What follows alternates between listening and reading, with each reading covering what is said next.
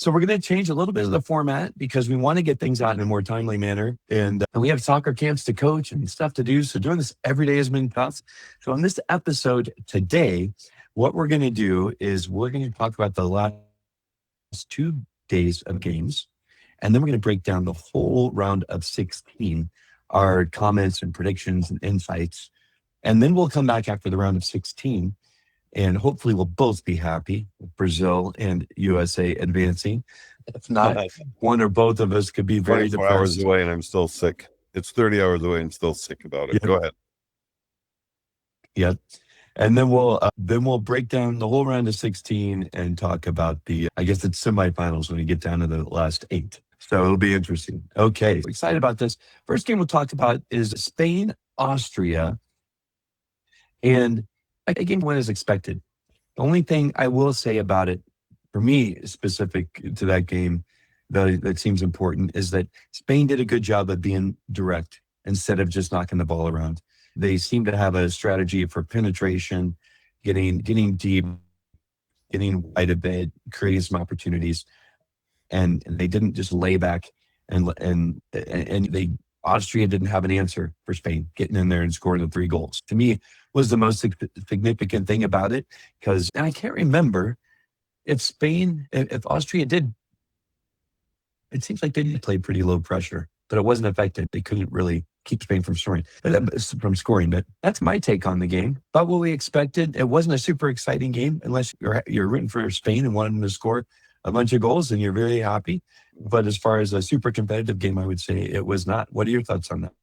Yeah, and it's, sometimes you play low pressure with intent, and other times you're forced back and you just can't win the ball. I think that it's one of those games where Austria's going to have 3-part chances, and they better make 1 or 2 of them. And if you're the weaker team and you score first, there's absolute hope, right? If you're the weaker team and you're down 1-0 at halftime, there's some hope.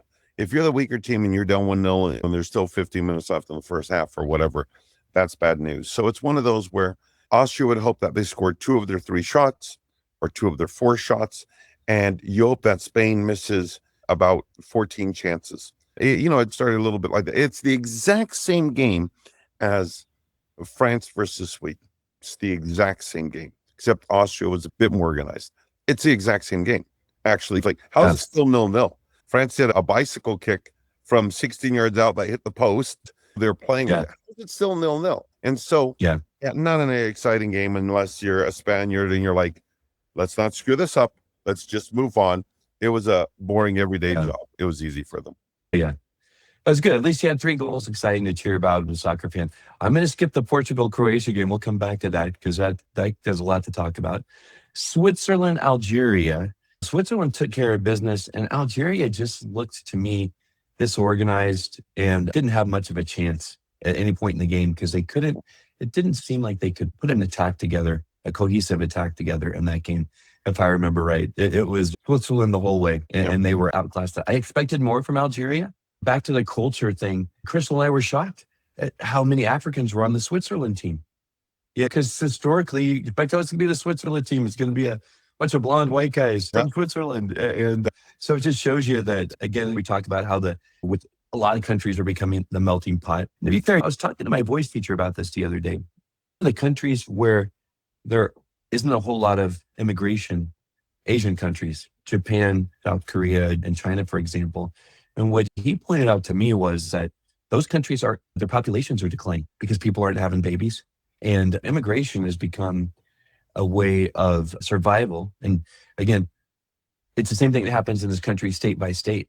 California, people are leaving California. California's only way of growing population right now is letting immigrants in.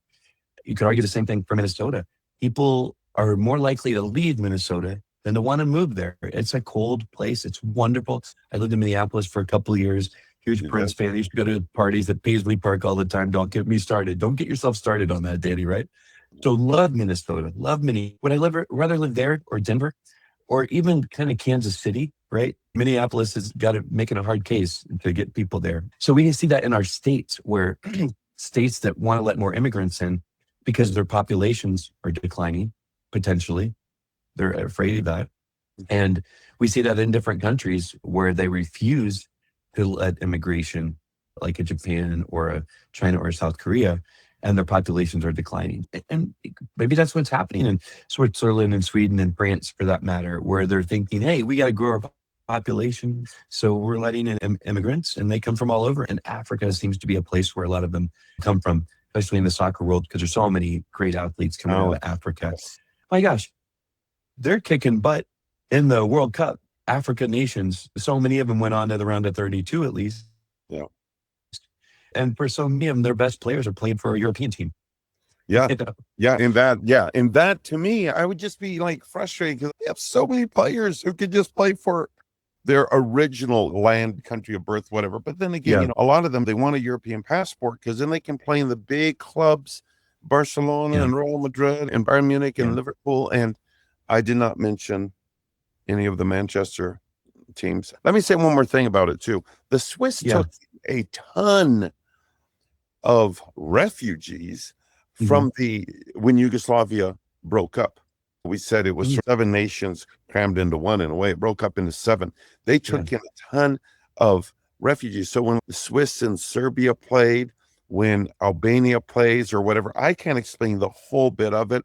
The celebration Sheridan Shaqiri had done, which he did this, and I don't mean to offend anybody if that does, I just know about the eagle and all. So when you get to the Serbs, this 2-headed eagle looking opposite ways, whatever. And so they took in so many from former Yugoslavia when it broke up in the beginning of the 90s, 91, 92. So a ton of them, Granit Xhaka, again, Sheridan Shaqiri, and there's a ton more. What the Swiss have done, though, is it's a Swiss watch in a way, in that they're so quiet. In fact, and I'm saying this personally, they were traveling days twice when the Swiss played. They were traveling days. I didn't get to see them, but they're not the sexy team. They're a Swiss watch. They've just been winning. And if you think about it, they tied Qatar, who to me was the worst team in the World Cup. They tied Qatar 0-0 on their first game. How depressing is that? Suddenly they're in the final 16. And that's one in which everyone's like, my goodness, what happened to Switzerland? And suddenly they're in the first. So if you think about it, they beat Canada, very upsetting for Canada, 2-1. But they start by tying Qatar, and then they finish by beating Canada. So Canada goes second and doesn't get to stay in Canada. They go second in their group. And the Swiss snuck out winning the group, and then they won this last game. You know what I mean? Yeah. So they're doing what a number of teams are that we're seeing is they're getting better as the tournament going on. For example, I would argue Spain's even getting better as the tournament's going on. 100%. Maybe Portugal even, because they were some teams that were inconsistent in the early parts of the pool play. So Swiss came. Colombia, the game before, they tied 0-0. Colombia were like, it was just a firing squad. And then all of a sudden, hey, they tied that game. And then they beat Croatia, like you said. So there's actually probably 8 teams that are doing this right now. Really growing. Yeah.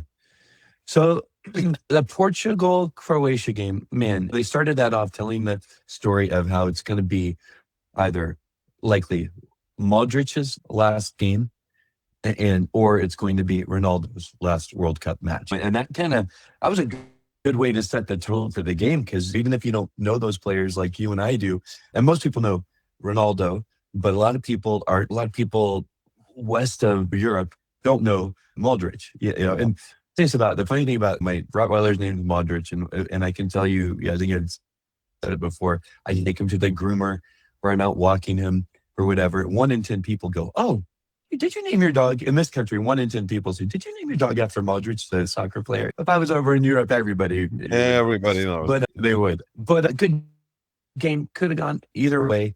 And we have to talk about VAR or VAR, right? I believe it gave Portugal an earned penalty kick, if I'm not mistaken. It was the right call for that. For Croatia, it disallowed a goal that probably would not have been disallowed before VAR, because you would not have seen the ball barely skim the Croatian player's head, because he would have been onside had it not barely touched the player's head ahead of him. Flicked on, which wasn't a bad idea to flick it on. That was a great effort, but it threw off the timing of the guy on the bar post. To be fair, it didn't. I don't know if it changed the direction of the ball, even just a minor amount. It was the right call. but it would not have been called in the last in another era. And so I think that's frustrating for Croatian fans with that. But what do you think about the Portugal game outside of VAR and with VAR? What are your two comments along those lines? Here's the tough thing. There's human error. Even if we bring in VAR, there's human error, right? Because humans are running it and pausing at this moment, whatever. But if you bring in VAR, you got to get all the calls absolutely right.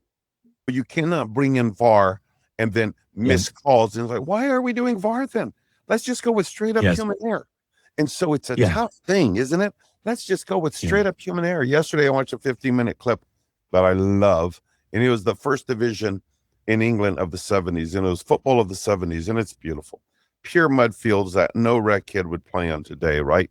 But these are the players who play for England and Scotland and Ireland and Wales and Northern Ireland, and pure mud. And, shirts that are super, super tight, and they even had some tassels on there. It was beautiful. And you see some of the goals there, though. Players absolutely, utterly offsides. But it's so quick where this guy's pulling up and this guy's running like this, that if you were to be able to have the technology to pause it, and they only had one angle, or one from the side, one from behind the goal, you would see that it was already like this. Like, he's 3.5 yards offside. But it's so fast, right? Today, if you have VAR, you better get it right. That's the only good thing about it. The frustrating thing, too, is, here's an example.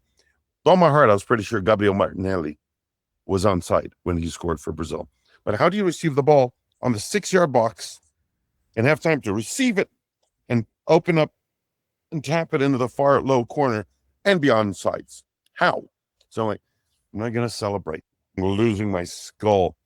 And then if you notice, replays have been so poor. To me, it's shady. Replays have been so poor that it takes 45 seconds for them to pull up the replay. Some things haven't been replayed. That should be. It took them 45 seconds to pull up the replay. And I'm like, come on, man. I think we just won 2-1. I can't celebrate. And that's a frustrating thing. And VAR is getting better, but the more technology they bring in, like you got quicker. And then they're bringing in more and more technology, and now it's slower again, in a way, if that makes sense. Yeah. And they'll wait 90 seconds before you can celebrate. And think about this.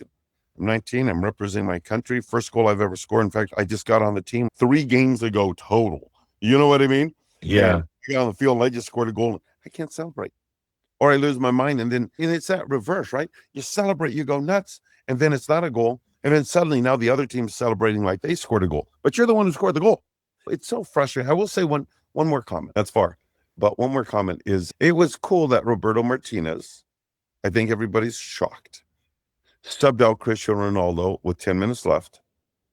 And Ronaldo had to, like, Zlatan, I am Zlatan. There's so many self-promoters that it's, okay, hey, brilliant player. Oh, people self-promote. Like, I don't even know who this guy is because I'm not cool. I am Speed. He's some obnoxious little punk from what I know. I don't even know who the guy is. I am Speed. What a bum. And I don't know who he is. He might give money to charity. I don't know. How's he making money, though? Running his mouth and just jumping in places. That's what I've been told about him. In fact, I haven't let my kids watch him because the one video I saw of him, he was a punk. And so Cristiano Ronaldo, he is. You know, when you make yourself a character and you become that character, method acting, whatever. I think Cristiano Ronaldo at one point was a kid who just wants to play soccer. And he's a great player. And then he pouts, and he's got to show that he's pouting. Of course, the camera looks for him, and he pouts, but he's on the field and he's pouting and he mutters words. And then he goes off. And it shows it's great for the manager because it's tough when you have a star who's just above the manager. Now, where Scaloni does it well of Argentina, but where he does it well of Argentina is he just wants to be very quiet. And at the end of the day, say, I won a World Cup. I coached another World Cup for Argentina. With Roberto Martinez, he made the sub. Cristiano pouted. It was very visible. And then guess what? They won in those last 8 or 10 minutes that Cristiano Ronaldo was on the bench. But Cristiano Ronaldo gets the benefit of his manager. Cristiano, you get another game. I pull you out for 10 minutes, and I give you 90 minutes. It was pretty cool. It was well done by Martinez. So I'm happy. Yeah, and I would say the same thing. When I describe Modric and Messi have a similar personality, they let their play do the talking, right? They don't. Ronaldo looks like a supermodel. He takes off his shirt. He got the abs. He is, in some ways, he represents a lot of what's wrong with sports in that regard. It's very self-promoting, self-grandizing, the things that you don't want your kids. And in fact, I watched, I've refereed a few, stepped in referee, or just watched of our 3-on-3 matches where one team was like 6 little Ronaldos and their hair was perfect. And we're talking they're 8, 9 years old. Mommy brought Their him to the hair, game. Mommy brought him to the game. their hair is perfect.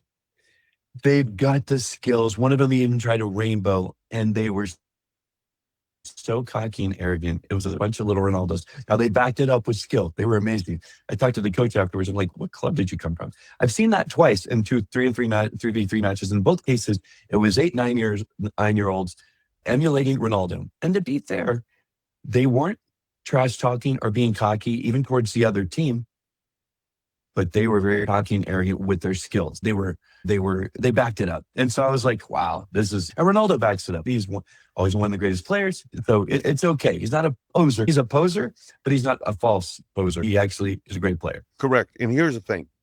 When he steps out, like these little kids who try rainbows and this and that, you know what? I got news for you. Playing with the ball does not work. Ronaldo does the work. More push-ups, more pull-ups, more plyo, more this, more that, better diet. He does all the work. So these guys, they have no body fat because they're 8.5 years old. But it's the greatest sport in the planet. You've done no work. I'm working with the ball. That's not work. You've done no work. You're playing with the ball. Are you doing the work? That's the problem. And that's what people don't see. So where Ronaldo deserves it is, no, he's done more work than everybody else. He's done more work than the next guy. As opposed to, some of the prima donnas who you just saw kind of sadly decline and try to hold on. Like hey, shut Maradona. It. Don't talk about Neymar. Quit talking about Neymar. I'm not going to talk about Neymar. I'm going to talk about Maradona. Maradona was sad. What you saw happen to him. Now, if you watch the biography of Maradona, you see how he got swept into the Italian culture back then, and he was literally, the guys that owned the teams were criminals and drug dealers and all that kind of stuff. And so he got kind of swept up in all of that. And to Ronaldo's credit, he did not get swept up into all that. He's doing a great job. And I will say, you're right. I was describing that Ronaldo versus Messi. And Messi puts in the work, obviously. Modric puts in the work. I'm sure they do, just like Ronaldo, because they're playing at an older age. Our USA's center back, what's his name? Who's 38 years old? Reem. He doesn't get talked about. Yeah, Reem. He didn't get talked about that much because he's such a late bloomer. He didn't even really start playing on the world stage until after 35 or whatever. But what I've been pleased about is Ronaldo can be disruptive if he whines and moans too much. And he's a hard player to have on your team as a coach because he will flex his muscle of just, if he's not happy with his playing time or whatever, but he's been more humble than ever before. Like giving up that free kick, being the dummy, the decoy for the free kick in the first one that we'll play. He came off, whined a little bit. That's good. You don't want a player happy to be, happy to sub off. And I'm sure he patted the guy, and then he was supportive of them winning. That's what he cares about more than anything. To your point, but it's uncomfortable having Ronaldo on your team. It's not uncomfortable having Messi or Modric on your team as a manager, because if you take them off, they're probably going to agree with you. They're probably going, oh yeah, I was tired. I'm like, save my legs for next game, for whatever reason it is. There's no reason to take those guys off because they're midfielders, because they're more creators than the guy finishing. Sometimes you have to take a guy off to put some fresh legs up front to put a ball in the goal. And Ronaldo's going to lose steam in that last 10, 15 minutes. And what I said too, Dan, I agree. What I said too is I got to give him credit. When Kevin De Bruyne was taken off, they're down 2-0. The Belgians sub Kevin De Bruyne off. He's irate. He's irate. I'm saying, but man, he kept cool. He was so cool. And he sprinted off the field. He high-fived the coach. And he went and he sat in the back. And he's a fighter. And what a beautiful attitude. And I wondered, and they came back and won 3-2, right? 1 minute out of penalty kicks. They came back and won 3-2. And what would have happened if he threw something down and he went off? Instead, he sprinted off and they won 3-0. From that point on, they won 3-0. And that was literally 20 minutes left in the game or something like that, 25 minutes left in the game, and they won 3-0. And again, Hey, thank you, coach. I don't think Raul Garcia is a brilliant coach, but thank you, coach, for subbing me in crazy, subbing Jeremy Doku, young, brilliant. And we won 3-0. You gave me another day to step on the field, right? That's Oh, so. yep, Go ahead. Sorry. it is. Yeah. No, all right. Well, let's move on. Talk about yesterday's games. We'll save Argentina for the last. The Australia Egypt game. Everybody's happy about. Oh, Egypt looked great. They won the game. No, they tied Australia 1-1, and they had to beat them in penalty kicks. And Australia looked like Australians taking penalty kicks. They weren't technically very good on penalty kicks. Yeah. But I thought they exposed Egypt a bit, and the fact that Egypt had to beat them in penalty kicks, to me, I'd be concerned if I'm Egypt that I couldn't just beat the snot out of Australia, like the U.S. did. Yeah. I think that doesn't bode well, or that it, and they're going to be more tired. But yeah, I wasn't impressed with Egypt in that game, even though it was a good game. And if you didn't know that Australia was a much weaker team than Egypt, then you might have just enjoyed the game and not thought of that, or that you would expect Egypt to be a much stronger team than Australia, I guess. So to me, that was a cautionary tale for Egypt. I don't know. What are your thoughts? Yeah. And you know what? I am really bad at this. I admit it. And so I try not to be bad at it, but I'm really bad at it. I hold on to not image, I don't want to say that, reputations of people way too long. Here's an example. In the 2006 World Cup, I remember my younger brother, Tito, a lot of people know Tito, talking and saying that Roberto Carlos was too old and Cafu was too old. I think he said both of them, because this is 20 years ago now, right? And I remember saying, no, you write it out. And this does make sense. You write it out until it doesn't work anymore. And when it doesn't work anymore, it seems like it was all of a sudden. And there were signs, but you keep winning because you have fighters, you have warriors. It's a sign, but you keep winning, right? And then all of a sudden it's like you get your tail kicked. Okay, that generation's gone, if that makes sense. What I would say is Egypt is such a passionate soccer country. And I remember 2009 going into the 2010 World Cup, Egypt scared me. I'm like, dude, they're a good team. Not to win the thing, but they scared me. They're a good team. You know what? Mo Salah is much older. Mo Salah is Cristiano Ronaldo, let's say. Modric, they will prop him up. What's the movie? Psycho. They will prop him up like Psycho with his mom when he's 54 years old, if he still wants to play, if that makes sense. He is the man. And they will hold him up when he's 54. Like Brazil with Neymar. They will hold him up as long as they can, if that makes sense. So Egypt is not a good team. Australia, I think I've seen a ton of teams do this. They use so much energy to tie the game, and then they go back, sit, okay, now that it's 1-1 again, sit back mode. And I think that when Australia tied the game, they had dominated for 25, 30 minutes. They should have just kept going. Can they take a 2-1 lead and be dead the last 30 minutes and just clear balls out or whatever? But when Australia tied the game, they sat back. And then from then on, Egypt overtook the game. I'll say one last thing. Penalty kicks. If you take a circle and you put it right on the top corner, I'm going to put it right here, top corner, 270 degrees of that circle is out of bounds. Wide, above and wide, or above. Don't aim at the top corner. That instantly is telling me that the keeper scares you so much. Now, if you can put it there every time, fine. But two of them missed it and they're out of the World Cup. That the keeper scares you so much that you think that 8 by 24 feet, he can get everything. 8 by 24 feet, he can get everything. Put it side netting low on the ground. No, side netting and 18 inches higher than 18 inches, you're in trouble. Side netting low and on the ground. Or hit a rope, neck, collarbone to neck high, straight down the middle, if that makes sense. Okay, let me say one last thing. The Australian coach, I don't know what he did. I think it was a fake. I don't know. I have no problem with everyone. The keeper didn't even make a save.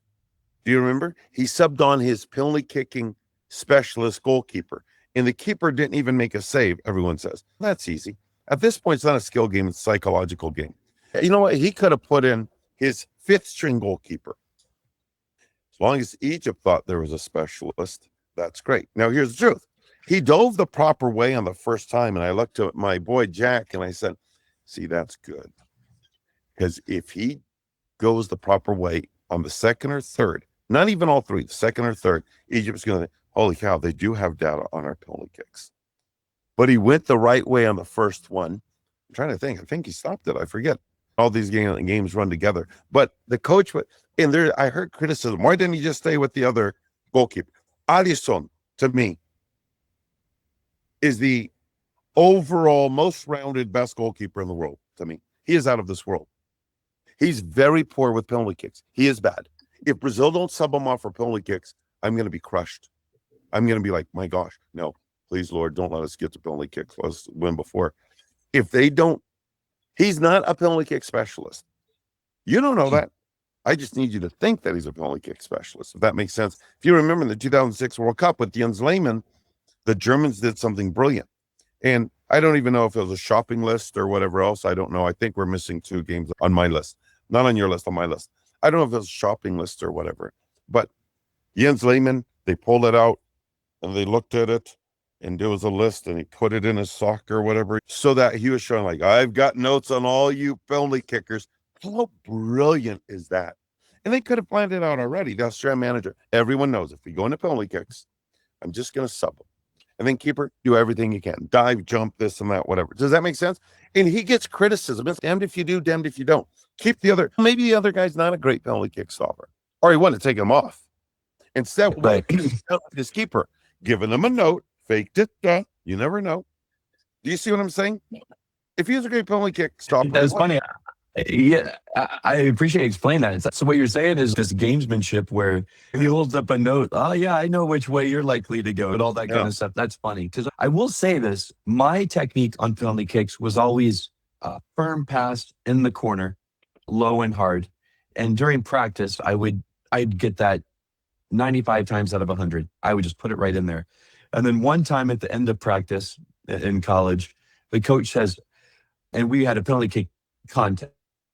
All of us went through. As soon as you missed, you were out, right? And it's the same keeper the whole time. The poor guy is worn out because he's got 100 penalty kicks in 20 minutes, right? And it gets to the last one, and it's just me. I'm the last guy and the goalkeeper. And the coach says, if Dan makes this penalty kick, then if Dan doesn't score this penalty kick, then we're running a lot at the end of practice. If Dan makes it, then we're off for the day, right? And I'm aiming. I'm just going to go low hard. And he looks at the keeper and says, if you don't try, we're still running, right? If you don't give it your best try, we're still running. So I'm either going to pass it in the left or I'm going to pass it to the right on the ground. That's what I've done every single time. So to your point, so I step up. I'm nervous. Now all of a sudden I get this pressure, right? I lean back a little bit too much. And for the first time, the penalty kick, instead of going low and hard in the corner, it goes up. And I'm crapping my pants and, oh, this is going to go over the bar. And it goes into the upper 90 perfectly, but not intentionally. It just, it was like, perfect accident. But because I've been trying to get it low and hard all the time, the one time I actually mishit it, I still had enough muscle memory where it was inside the post. It at least didn't go over the goal. I got lucky. And the beautiful dive and it missed his fingertips barely and went in. And the whole team looks at the coach. The coach goes, I don't think the keeper tried hard enough. And started laughing. And then the whole team rushes. And so I pointed that. And then in the amateur soccer, men's amateur championships, last time I played indoor years ago, it was the same thing. I was the last penalty kick taker. And I did the same thing. I was nervous. I made it. We won, right? And I hit the upper 90, but I was aiming low. And so you're absolutely right. Just by aiming low all the time, then if you have some room for error, if it goes 3 feet, 6 feet, 8 feet higher than 7 feet higher than you wanted to, that's a good point. Get it low and high. Can I tell you this one? Or doing what Ronaldo did, which is blasting it down the center, right? Ronaldo blasting it down the center was beautiful. Correct. 2 quick stories. So here's the goal, right? And I've gone over it and over it. And no matter what, it's, hey, if your friends told you to jump off a bridge, would you do it? And at some point, your kid's going to do it. And haven't we had this talk 2,000 times in the kitchen? But at some point, you got to be your own idiot, right? And so my boy and I were talking. This is about 2.5 months ago, and here's the goal. Maybe that's too big. Here's the goal, and the keeper lines up, right here. Yeah. And that just scares the poop out of my boy. Because I'm having the boys pick who's hitting penalty kicks, and they have a 3-man rotation who tend to be the best 3, and what you make it until you miss it. And the keeper lines up. And I overdid it like this. Yeah. I think the keeper did it on purpose, but they're young enough where he could just be clueless. When you chain in under the goal, you know where you are. You know every inch of that. Yeah. And he lines up. I'm moving it over a bit again, like this. And instantly, Jack poops his pants, and he goes about right here. You know what? I always tuck it in there. I always tuck it in there. I always tuck it in there. The keeper lines up here, and he goes there. And what does he do there? He goes there, and he hits it about 2.5, 3 feet high in a nice, comfortable area, and he hits it here. He's afraid of that post, so the keeper lines up here. He doesn't go to his spot, but he doesn't want to go to that post, and he puts it there. And the keeper has a yawning save, and it's do what you do. Do what you do. You know what I mean? And it's tough. Yeah. It's stressful. Yeah. PKs are so stressful. All right. Okay. So Australia, Egypt, we talked about that. Colombia, Ghana. I didn't watch that game. I watched the highlights. It looked like it was a little back and forth. Colombia seemed like they had a bit more possession or whatever, and they scored a goal early and held on. Ghana had a bunch of chances that seemed like they could have finished and made it a tough game. And I think I expected more from Ghana because Colombia has also been a little inconsistent, but they've been playing, to be fair, they've been playing very exciting soccer the last couple of games I've seen them. They're attacking a lot. And I'm happy to see Colombia back because Colombia in the 90s was always a contender. And something happened in the 2000s where they maybe you know more about this, but it seems like starting in the 2000s, Colombia started to wane. I'm not even sure they made every World Cup, but they just weren't much of a threat. And now they seem like they're a threat again. Yeah. Agreed. Okay. 94, 98, 90, 94, 98. 98, they were too old. England yawningly beat them 2-0. I think that's the game that they got knocked out in 98. 94 out of this. That was an example of them, what you talked about earlier, where Colombia was holding on to its older players 100%. In 98 and thinking, we've done great with them in 90 and 94. Let's do it again in 98. And then guess what? Nope, they were done. 100%. And they were so beautiful in 94 and at a peak. And they scored on themselves against the U.S. And everybody watched 30 for 30, the documentary, The Two Escobars. It will bring you to tears, and it's sad. And you know what? They were better than the Americans. But the Americans played with heart, and that was in the United States. And the Americans did great, and the Americans beat them 2-1. And again, they shot themselves in the foot. Don't go down 1-0. I know that's an easy, simplified thing. And in 90, they had come up and they tied Germany 1-1. I remember we went bonkers at home in Canada. We went bonkers. Colombia scored and tied West Germany 1-1. And Colombia was the much nicer team, much more beautiful team to watch play. Germany was just a structured unit, and that's one of Germany's World Cup wins, 1990. So they had 90, 94, 98, and then they went silent, like you said, and they're back. Colombia should have won that game by 2-3 goals comfortably. Colombia took a 1-0 lead early on, 11 minutes in, something like that, 13 minutes in, and Colombia, for the next 15 to 20 minutes, played beautiful, like Brazil 1982 or the Netherlands 1974. Hey, you're like, man, Colombia can make this 3-0 by half. Dummies, flicks, tricks to play gone into the ground and couldn't score. And it finished 1-0. And it was in a way a mentally lazy performance, it seems like, because they should have won that one. The closest it should have been was 2-0. They could have won it 3-0, 4-0. So that's all to say about that. Ghana didn't offer a lot. Everybody knew Ghana was a weak team coming into this. I will say this, I don't know, but that's one of the few groups that had 3 teams to that point, Croatia, England, and Ghana. So that was pretty cool. So that's as far as anybody could have expected. Ghana get out of the group. You'd rather get out of the group in second so you could brag a bit. Getting out of the group in third is most people get through, if that makes sense. So Colombia was yawning. It was easy. It was simple for Colombia. That's it. Yeah, and it did seem the highlight of that game was the Ghana keeper. Just had some amazing saves. It seemed he was, whether he was right place, right time a lot, or which They a hit lot him. of times that's because, yeah. So, yeah, it was a great job. Now, what's funny is I had some friends come over last night before we went to see a live music show to celebrate 4th of July on July 3rd, because today, babysitting my granddaughter, Nayeli.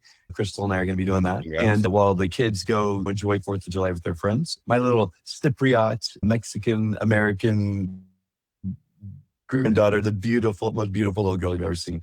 And I'm not biased at all. So I have these friends over who are they grew up in South Dakota. They're like the typical people our age, the typical Americans our age. I love them, Randy and Molly, love them to death. But and I grew up not really liking soccer all that much, thought it was a stupid sport. It still gets made fun of by guys in their 50s who are still holding on to the fact that, oh, soccer's stupid, nobody scores, and blah, blah, blah, and they're whiners and they fall. The people that complain the most about soccer in this country are my generation and older. The people 10 years younger than me, that's when soccer started having, here, perfect example. I tell my kids, you have the benefit of being cool when you're in high school playing soccer. When I was in high school playing soccer in America, we were called ugly names by the football Don't even players, say the names. basketball Don't say players. them. I care. I cannot, right? And those soccer, and it even continued in college, because I went to a Christian college. It was very conservative, and they did not like soccer players. It was American football. Anything besides that, those soccer players are druggies, and it was just like we were the equivalent of musicians and rock stars. That's how we were thought of by. But without the fame and appreciation. Yeah. Right? Not in a positive way. Like we were in a negative way. we were the drugs and sex and drugs stupid soccer players, but we weren't the cool rock and roll part of it. So we got that. It was rough. That's my point. And so my generation and older, it still has a kind of negative connotation with soccer as an underlying theme. Most of people have overcome it. So anyways, these friends come over, they don't know soccer. And it was funny. So we put off going to watch live music because the Argentina Cape Verde game was so good. That's my point, right? And so they don't really watch soccer at all, but you can't help it. They're like, okay, I guess this must be amazing because everybody's telling me this is amazing. You're being saturated with it in this country. And this is a perfect example. People my age don't even remember that the World Cup was here in 94, unless they were a soccer fan, a soccer player. And that's how bad soccer was in 94 in this country. I told the story of business, one of the headlines in the news in 94, business people didn't know why they couldn't get plane tickets and hotel stays when they're trying to fly into Dallas on a World Cup day. They didn't understand what's going on. There's millions of people here from all over the world, and you don't even know it. That's how bad it was. Anyway, all that is to say, so I had uninitiated friends here watching that game. It could not have been a better game because it's Messi. It's Argentina. It's 3-2, right? They are just like, wow, this is exciting. This is amazing. Cape Is Verde this had some Messi's last amazing game? No way. Right. Not Cabo Verde. Yeah. And Cape Verde, they had one of the most beautiful goals from the top corner of the box. We bends it in just past the keeper. But it's so funny because I had been telling Crystal, I go, that's the perfect shot because you're trying to bend it around the keeper's hands. If he shoots it straight into the corner, keeper can get it, but he got to bend it around. And this is the funny part I wanted to tell you. The confusing part, trying to explain to my friend Molly, the difference between extra time and overtime. Because that gets confusing when it's going to overtime. Because it's going like 93, 94. And then I'm confused because I missed when they restarted the halftime. I was fixing a drink or whatever. And then it restarts back at 90 to go to Yes. 105. And then it goes to 108, and then it goes back to 105, and it goes to 130 or whatever number that works. Yeah, yeah. And they were, is the overtime 10 minutes, 10 minutes, or 2 15 minutes? 2:15, yep. 250. So it was just hilarious because I'm having to explain the difference between extra time and overtime. And Americans already get annoyed because they want to look at the clock and be like, I want to know how much time's left. And I call BS on that because I'm like, oh yeah, you mean like in an NBA game when there's 30 seconds left in the game and 10 minutes later, it's still not over because they had 3 commercial breaks and 20 timeouts in the last 30 seconds of the game, or an NFL game when there's 13 seconds left and you're sure the Chiefs have no chance to beat the Bills and they go down and score. So I'm like, no, at least I know the game's going to be over in 5 to 10 minutes. I don't know that when I watch an NBA game 100%. or an NFL game, or let alone a baseball game. You have no idea when the baseball game's going to end. You know? So when America Added time, some people in the 90s in the US call it referees time. I don't get that, but we call it injury time also, if you remember that. And so it's like injury time and referees time, don't get it, whatever, that sounds goofy. That's already what Americans were saying. I was like, okay, so how many minutes is it? I don't know. He's making it up in his head. That's funny, right? So it's, okay, so first of all, added time is the same as some people used to call it referees time, which is the same as injury time, which is not overtime. And yes, we go past 90, then we start back at 90. Then we go past 105, then we start back at 105. Then we go past 120, but we call it 120 minutes. When in total, we probably played 130 minutes. Okay. That was like, so now that's getting as hard to, and now that's getting as hard to explain as offside. All of a sudden. So that, talking about that, but outside of that, what a game. Back and forth. You're sure that Argentina is going to run away with it. They weren't playing bad. But you know what? That's interesting. They were worn out and they were exposed by Cape Verde. And so that bodes well for their next opponent. And maybe their next opponent after that. Maybe their next opponent after that. But there's a chance to break them down and look at that game and see what happened. Was it brilliant play by Cape Verde, or did they break them down? What are your thoughts on all of that? Yeah. And so here's what I said, and this sounds stupid. Here's what I was thinking. If that game went one more 15-minute overtime, let's say, the Argentinians were physically done. More than Cabo Verde by far. Problem is they have so much quality, Argentina. Now, I think there's no doubt they were a little nonchalant. We all know this, right?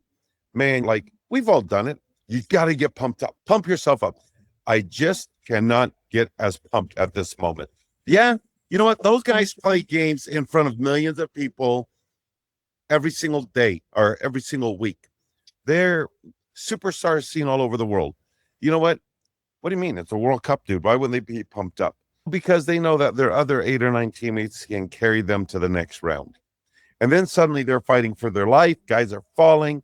Guys have cramps. And there's such a thing as the dark arts, no question. No, these were legitimate cramps, though. And the ref, I thought the ref did as well as he could do.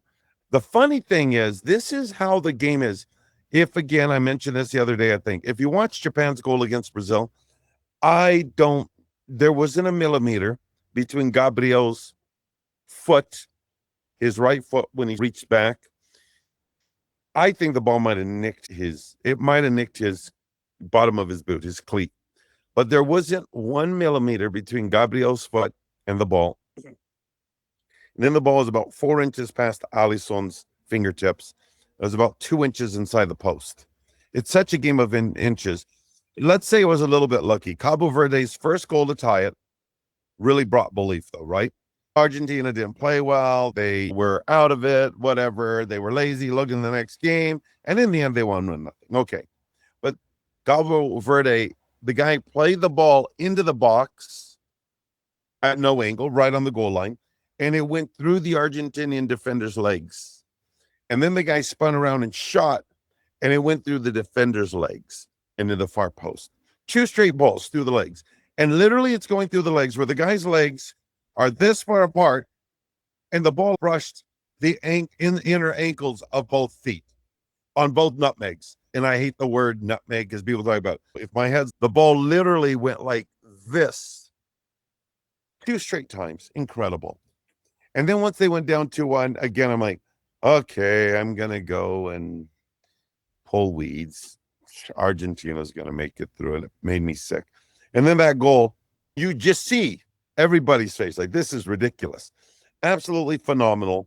And something they said again in a couple earlier games is so many balls are driven or bent or played to the near post for a flick on that at some point you got to go around. And I was wrong and right. Martinez, the defender, had a great outside the foot touch and a goal. That was the second goal. The third was a header. Let's go to the second goal. I'm like, somebody's got to, now it's been so set up, balls to the near post. Somebody's got to intentionally loop with just a baby pick to the far post. And that's how Argentina had gotten their second goal. Let me say one last thing. Did you see outside the foot on the half volley, Messi receives the ball on the boom, half volley, outside the foot, goal. And then Martinez, the defender, outside of the foot on the half volley, like he hits the ground, hits his foot, goal. That's something I've been doing with my son and daughter, because if you look at it, there's so many camps and clinics and this and that, but those are realistic things that happen all the time. Not a 360 rainbow. Those are things that are so common that happen all the time in a game. Argentina's first two goals, guy took it with the outside of his foot. It bounces, hits the outside of his foot, creates that little baby backspin, and then the next shot was a goal. Incredible. I think that is the most incredible. Forget all my bias for my team winning. That is the most incredible game I've seen in a World Cup for the last 4 or 5 World Cups. And part of it is, this is a very American thing. I'm not even going to say Canadian thing, but it's a very American thing, is to see David beat Goliath, to see the underdog. And oh my gosh, that game was incredible. Okay, one last thing. Vozia, the keeper, great. He beat 2 guys. And I was telling Jack, like, if he beats a third guy, that Argentine will pickpocket him and score. The Cabo Verde keeper, he's getting a little cocky, if you notice. And he, ole, twice. And if you saw the third time, he was looking at possibly beating a guy, and he looked over to his side, and it was Messi. And Messi, if you notice, was starting to come from a square position, sideways. So he was up here diagonally off where the guy could cut back. And Messi got real, I guess you'd say, shallow, and got into a very square position. And Vozia looked, and it was Messi. And Messi looked at, I'm coming straight from the side. You can't cut the ball on me. And he pooped his pants and smartly went out the other way. I'm like, if Vozia tries to beat an Argentine a third time, they're going to pickpocket him and roll it into the open net. And he never tried a third time. Messi scared him, and I bet his manager said, dude, no more. Anyway, little comment, little side note. So that's what I see with Argentina, Cape Verde. Okay, one more thing. Argentina were dead. Their next game is Egypt. Egypt played overtime too. Mo Salah is old, but he gets the walksome. He's the highest up attacker, let's say. If Egypt can play at pace, they're tired too. They went to penalty kicks. If they can play at pace, Argentina's old, though. They're way older. It's so much of the same roster. They're way older. Egypt might take a lot out of Argentina. Argentina is just so good. But you know who Argentina would play next? Probably the Swiss or Colombia. And if it's Colombia, I don't see Argentina winning that the way they're physically looking. And if it's the Swiss, will have a tiger by the tail automatically, because Argentina's getting blows, if that makes sense. So it's just a wearing. You know what I mean? If they played in a month, Argentina maybe could beat anybody. But if they play in 4.5 days, and then they play in 4.5 days, I think Argentina's getting worn down. They had a tough road. Going into it, Argentina's now doing this a little bit. If my arm, hopefully it looks like it's going down a bit. I think Argentina's doing this a little bit. And I'm not saying it as a rip at Argentina. Yeah. So, yeah, it segues into talking about what we're going to talk about next is the next couple of days of games. And then we're going to come back and we're going to talk about, right now we're talking about the round of 16. So when I look at the schedule coming up, today we have Canada, Morocco, Paraguay, France. Then we have Brazil, Norway coming up on Sunday. I'm looking at this right now. Oh, yeah, wait a second. Okay. So today, Canada, Morocco, Paraguay, France. Tomorrow we got Brazil, Norway. You're going to be stressed. Mexico, England. And then we're going to talk about, we got Portugal, Spain on Monday, USA, Belgium. And then that Argentina, Egypt game that you just talked about, and Switzerland, Colombia. So I think there's one more game. No, I think we got it. Canadian. We'll go through them all. So we already talked kind of about Argentina, Egypt, like you said. Could go either way. Argentina looks exposed. They might be tired. They might be aging. They might be on a downtrend for the event. Yep. Egypt, who knows? They're unpredictable. Well, I think that the fact that they couldn't handily beat Australia is not a good sign. But it's funny in sports. people will say the U.S. plays Belgium, and Belgium lost to Paraguay. So obviously the U.S. can beat Belgium, and no sport works like that, right? It's just never, because it's all in America. We call it any given Sunday for American football, but the truth is it's just any given day. But the trend is, but you can look at some trends in both sports and make predictions, generally speaking. So talk about Canada, Morocco. This is going to be a tough match for both teams. Canada's been playing well. Morocco's been playing well too. They tied Brazil. They beat the Netherlands. I think this is gonna be a tough game for Canada, but I don't know that much about Canada. I probably know more about Morocco. And you are Canadian. So tell me what your thoughts are about that game coming up here in about an hour and 10 minutes. Yeah. Well, yeah, incredible. So Canada, here's a funny story. In 1985, I got a tryout for the Canadian U16 national team, but it was a fake tryout. It was pretty lame. And they took 96 players, and they were going to try to make a national team from it. And one of the players, I won't say his name, wound up, I think, captaining Canada's U20 national team, I think, at one point. But this is how poor it was. They broke the 96 people up into 16 sets of 6. 16 sets of 6 for the 96 players. And here's what was lame. And we had 2 days in a sort of tryout. This is so long ago, 41 years ago, that it was very lame. 1985. It poured so badly. This is how old school and bad coaching was then too. That the first day was just canceled, right? Everybody go back to your dorms at the University of Manitoba. And then the second day, you did a fitness run. And then they broke you up in the 16 sets of 6. This is what they broke us up into. It was me and 5 other guys. All 5 guys were from Quebec. Now, they spoke great English, but they're all on the Quebec team. They're all together. They're mates. They're buddies. And the one guy that I told you became captain of Canada, his English was better than mine, which isn't too difficult. He was perfectly fluent in French and English. And as we played in a group of 6, it was 3v3, scrimmage, move it around. Hey, flip-flop players. It was so poor. You two flip and you two flip. They never said a word in English. Every single thing they said was in French. Come on. And how poorly organized, how bad was it? Do you know what I mean? It was so bad. Anyway, funny. I just thought that was a funny. Before you go any further, we're not going to tell the story here. But one of these days, we need to tell the story about. It's a funny and sad story about how you got screwed out of playing for the Canadian national team at a young age because of an English coach who had it out for you. In fact, I'm just going to tell the story. It's so funny. Yeah, you're this naive kid who grew up in the jungles of Brazil, right? Who just loves soccer. Lives 300. Let me put on I just realized I turned off my video. So you live 300 miles south of the Canadian northern border, right? Or the end of the road, whatever it is. So you live in the middle of nowhere. And coincidentally, you grew up in Brazil where there's in the jungle where everybody plays soccer. And then you moved to this Manitoba where the natives, the Indians, for lack of a better word, we call them the Cree. You call them back then for sure. The Cree. The Cree.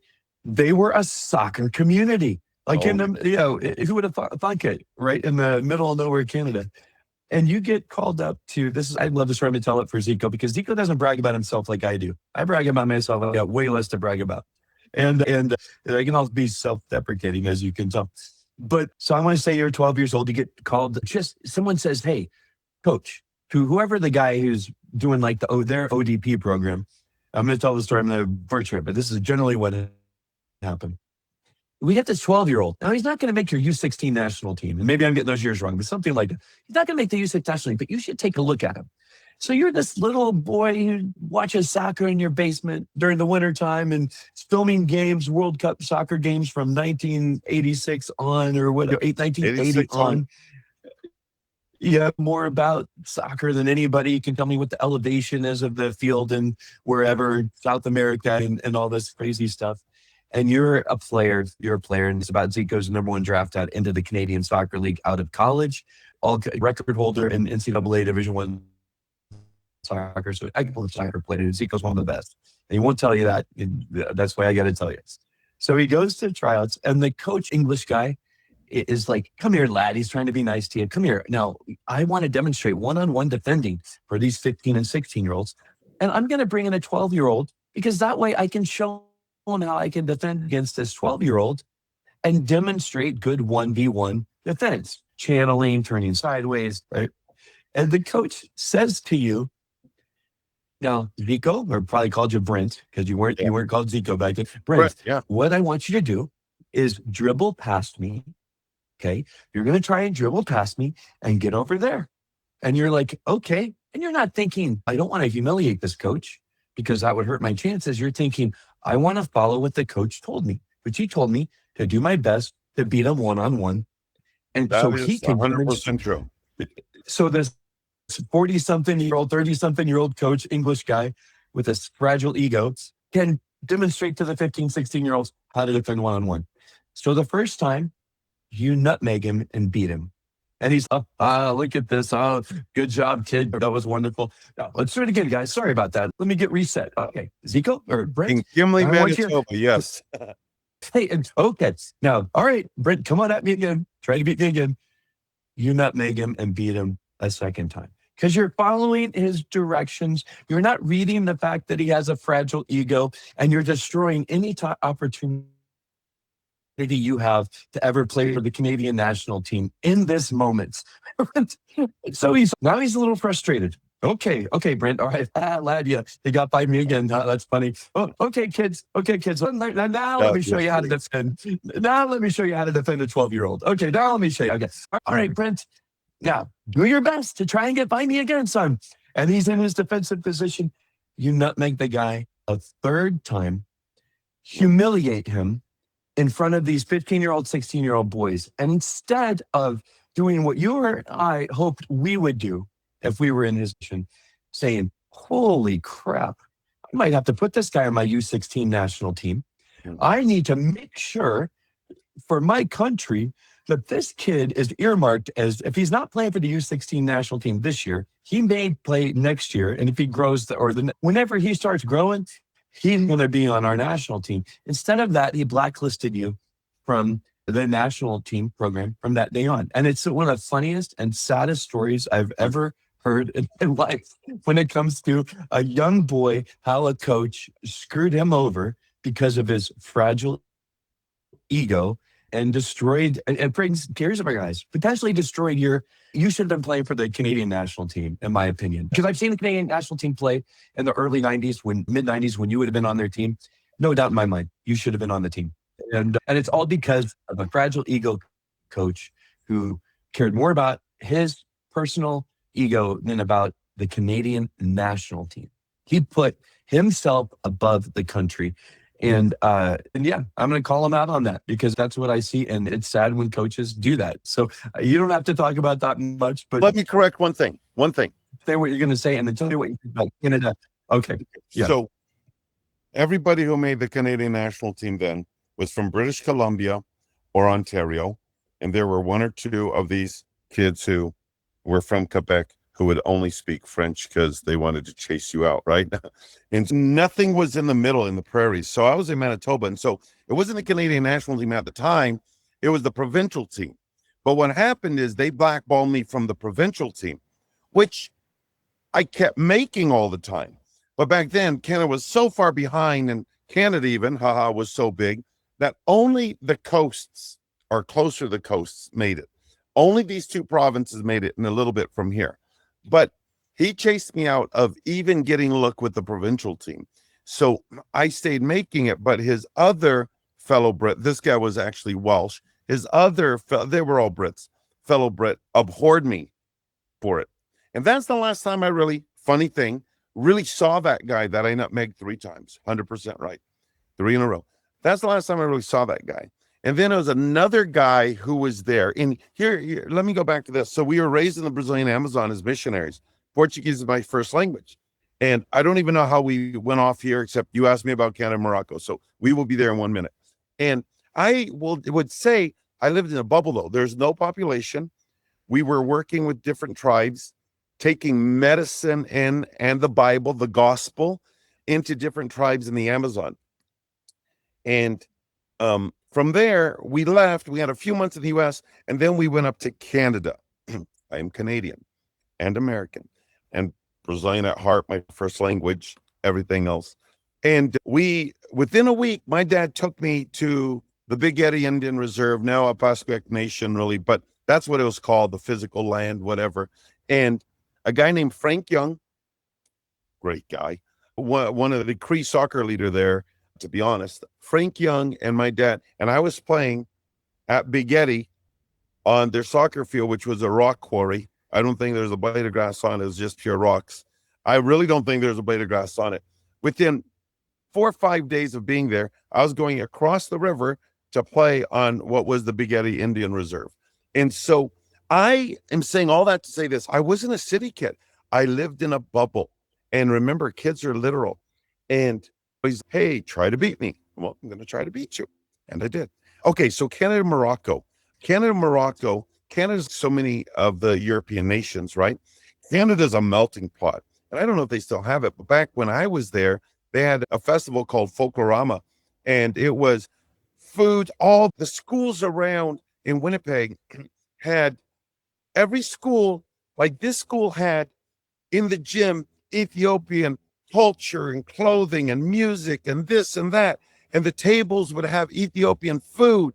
And then at this school, just 3, 4 blocks, 8 blocks away, would have Czechoslovakian food back then, right? And it was the coolest thing in the world. So Canada is such a melting pot. So Canada has wonderful players, more talent as a whole. I said this to some of my friends that I text with all the time that I graduated with. I told them, I said, hey guys, the danger is this. When Canada has a corner kick, that they're in trouble. The worst thing Canada can get just about is a corner kick. Because when they have a corner kick, they blindly go too far high. If Morocco doesn't have 1 or 2 out-and-out breakaways and maybe 3 one-on-one with the goalie today, I'll be shocked. Because I love what the job Jesse Marsh has done with the Canadian team, but he goes blank to the wall. And I think Canada can make it a game, but I would predict Morocco in this game.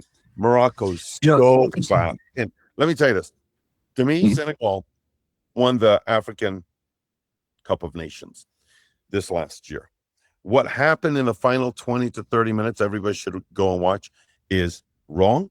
I think the officiating was trying to get Morocco the African Cup of Nations, make them the African champions. It was wrong. Senegal won it. But what they did was atrocious. They won it, but there should be repercussions. They can't participate in the next 1 or 2. What they did was wrong. But Senegal won it. And the refereeing was so bad to get the home team, Morocco, to win it. That's inappropriate. A lot of people should lose reffing for the rest of their life or what have you, or officials, let's say. That's one. But now Morocco is the best team in Africa. It's not even close. But in that game, this last winter, Senegal beat Morocco. But right now, Morocco is the best team in Africa, period. And I think that Morocco wins the game today. I think Canada can make it a good discipline, and Canada has to hit on the counter. If you ever push Morocco back and they win the ball, holy cow, they're fast in their counterattack. Out of this world. I say Morocco. Canada can make it really close. If Canada's stubborn, they could get an ugly low press counter. But I don't think that's what Jesse Marsh does, the American coaching Team Canada, who's doing a great job, I think. So there it is. Sorry.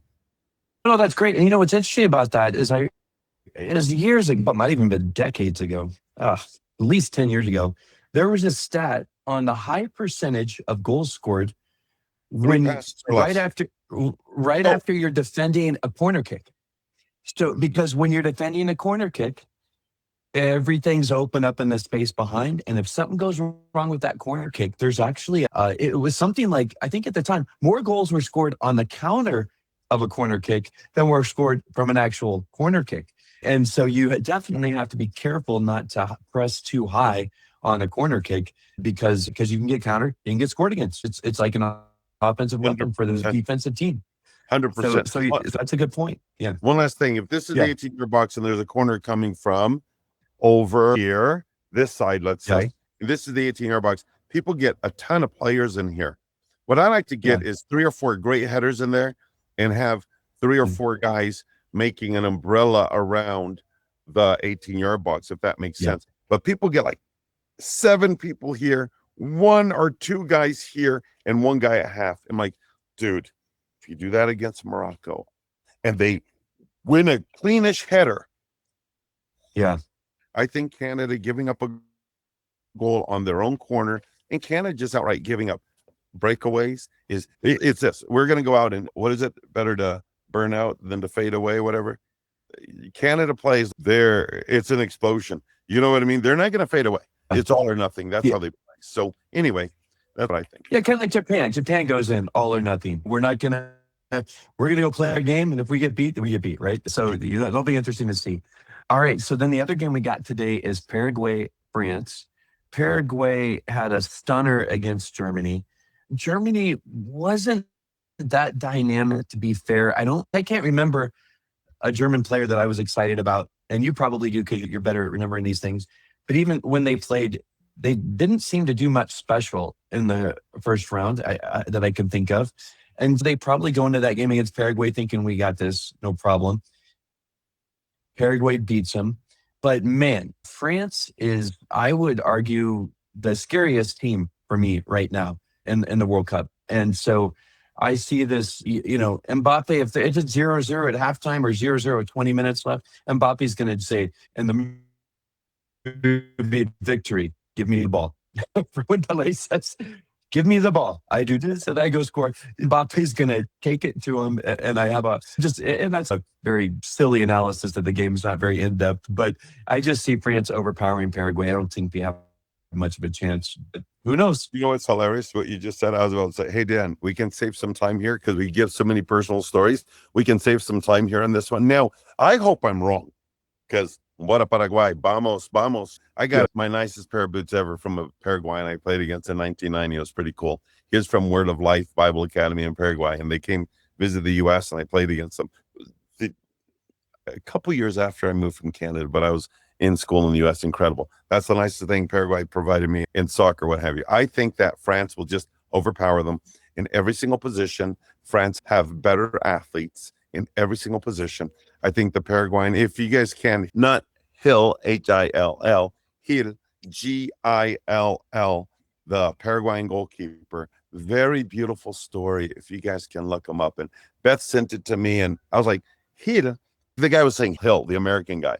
And it's like, but I'm like, Hill, did they naturalize an American or a Canadian or an English-speaking Brit? It's Orlando, right? Orlando Hill, and with a Gill. And he sold some of his clothes, his this and that. He coached a little bit just to save money to put food on the table and everything. And now he's playing professionally for San Lorenzo, I believe, in Argentina, big club. Interesting story. The only place Paraguay matches them is in goal, let's say. They don't match them in any other spot. I think that the game will be over quickly. And I think there's one other reason. By halftime, Dan, the French are so lucky. And let me tell you why. Because their opponent, Paraguay, who's not that talented, their opponent, Paraguay, beat Germany, historically great team. Correct? Whoa, man, that's amazing. And then guess what? They got to see Cape Verde play against Argentina. If you don't take in hand, you know what? Anything can happen here. A year and a half ago, Canada lost to Denmark in hockey, and Canada had a stacked team, and they were going to win I don't even know what it's called, the World Cup of Hockey or the World Cup or the World Championships, whatever. Canada lost to Denmark. Nobody would ever think that. And Canada even took a 1-0 lead. You know what? The race isn't always to the swiftest, right? Or the battle to the strongest, whatever. And Paraguay is going to get thumped. I hope I'm wrong and I can come back and embarrassingly apologize. You're right, Dan.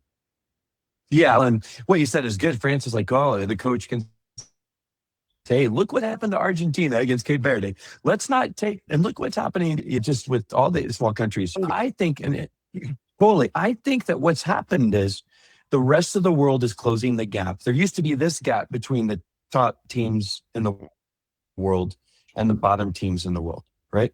Now you see the number one team in the world. What was Cape Verde ranked? Number 65 or something like that? 67, Number yeah. 65, 67 team in the world. And that used to be like Germany playing against a high school team, right? Yep. That's what that used to be. And it's not that anymore, which is exciting. We actually have a little parity in the World Cup, which is probably for Brazil, great for the rest of us. Totally. Let me say one more thing. I think Yep. we said this the other day. You can watch the European teams train every day in practice, the club teams. You can watch, there's a can on the road and Messi kicks it over towards the trash can, whatever, and it's on video. Do you see how he used the outside of his right foot that time? You can see everything. So where 45 years ago, a Brazilian would do something as, what is that? Here's an example. The Golo Olímpico came from the 1924 Olympics and the 1928 Olympics. Uruguay won the first two Olympics, didn't have a World Cup then. Jules Rimet wanted to create a World Cup of soccer only. They didn't have a World Championship of soccer only. They didn't have it. So the first World Cup was called the Jules Rimet Trophy. Jules Rimet wanted this. So what they did allow him to do, though, is have soccer put into the 1924 World Cup. Soccer was put into the 1924 World Cup in the 1924 Olympics and the 1928 Olympics. And guess what? A Uruguayan scored a goal from a corner kick.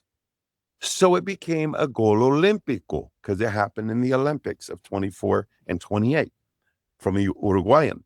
So South Americans, Uruguay brought that. A bicycle kick is a Chilean. Although Brazilians say Valdemar Gibrito's the one who invented it. The Chileans say it's a Chilean. Bottom line is Brazilian or Chilean, South Americans brought that to the table. The Elástico, the famous Japanese Brazil, no-name Japanese Brazilian who introduced the Rivellino. Now you get American 12-year-olds doing an Elástico on the field. My kids are two of them. Doing an Elástico on the field. That was unseen.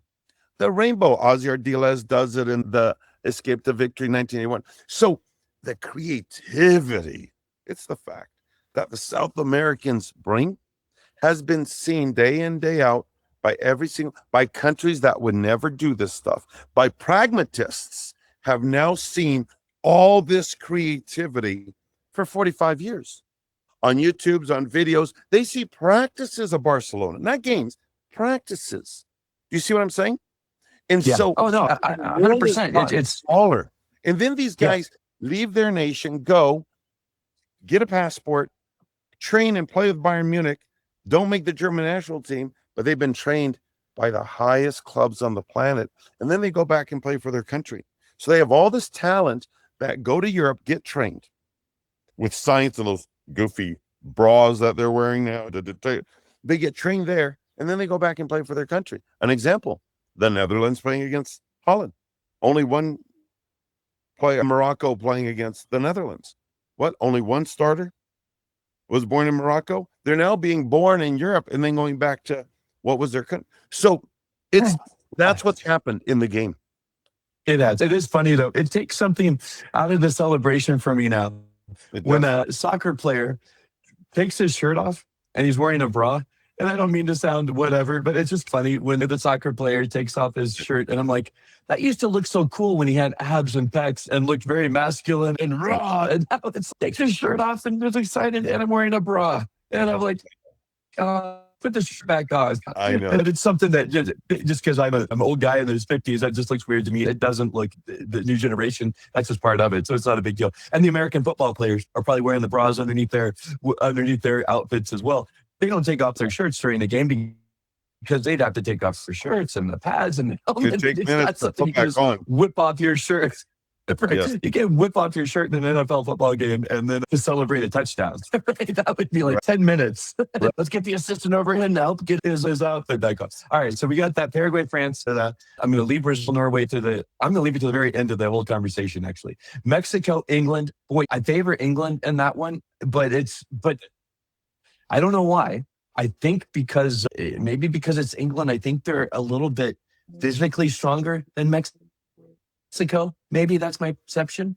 And maybe they can it'll probably be the best team that Mexico's played so far in the tournament will be England. I think that seems to be, if I remember right, that's a true statement.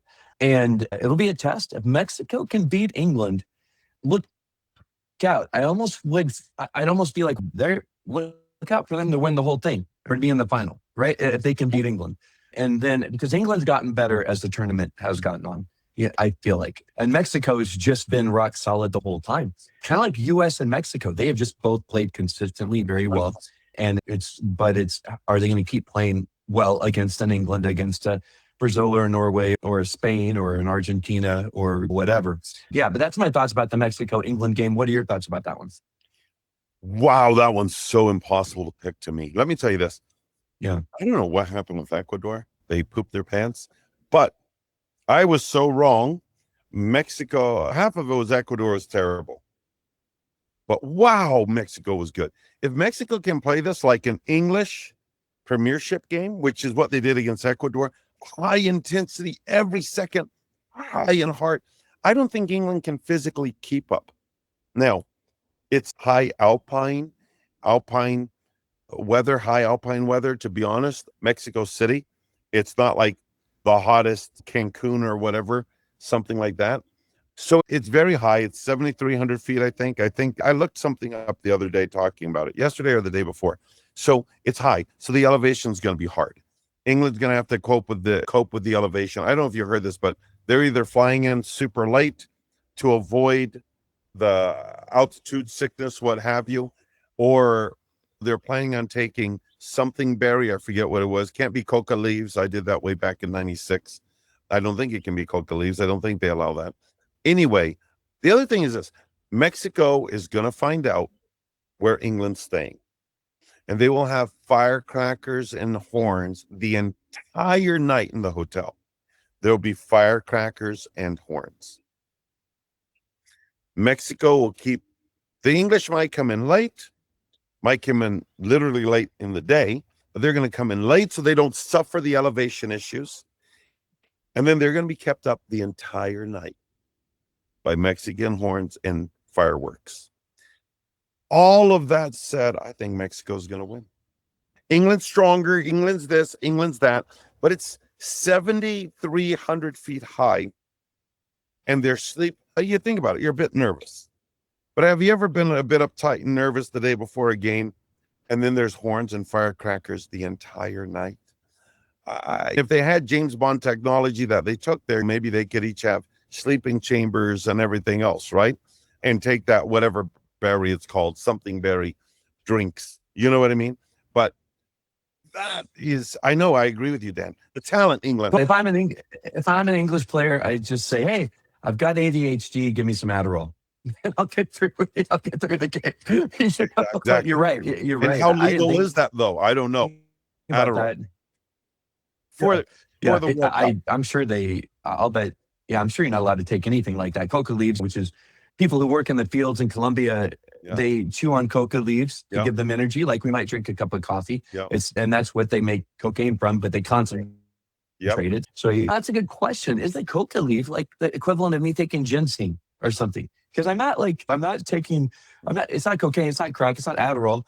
It's a holistic remedy almost and energy. So could I take a coca leaf before a game? I don't know. We went and played 2 professional teams in Cochabamba.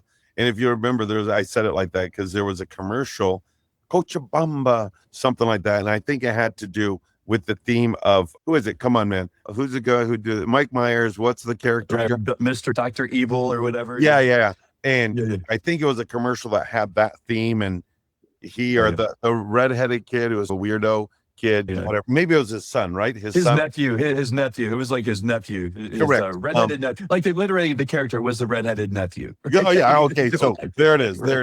And we played in Cochabamba at 8,600 feet high. I almost said 1,000. 8,600 feet high, and we were going there with the soccer team, and we were going there to share the gospel with them, or as a missionary team.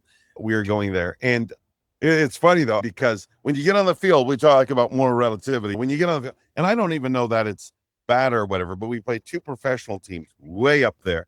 And man, we were drinking coca-tea nonstop. They're like, hey, and so these are the local Bolivians. We were playing Cochabamba, Bolivia, and they're like, drink this. And I don't know if we chewed on leaves. I really don't know. But drink this, it'll help you breathe. And it did. And minutes 70 to 72, the few abs I had left then were cramping. My abs were locking up. My abs were in the last 18 to 20 minutes. So it's pretty funny. But yeah, that was just a little funny story about it. So I think that if Mexico can go with that intensity, which they've already done at altitude, I think England's in trouble, dude. That's my opinion. No, that's not. Harry Kane's not young anymore. Altitude's a real thing. In soccer, altitude and soccer, it's a real thing. It's not as bad with NFL where they can go off and get oxygen every the second, 7 seconds of action, Yeah. 30-second minute action. NFL football, even in basketball, they get timeouts, they get oxygen on the sidelines. Yeah, you've got 45 minutes of you have to run. And when I first moved to Denver, I was in my 20s. I wasn't in shape though. I just had an ACL recently before I moved here.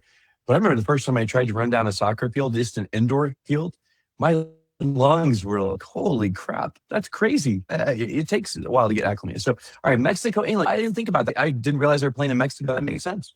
All right, so, the other game we got tomorrow is, Brazil, Norway.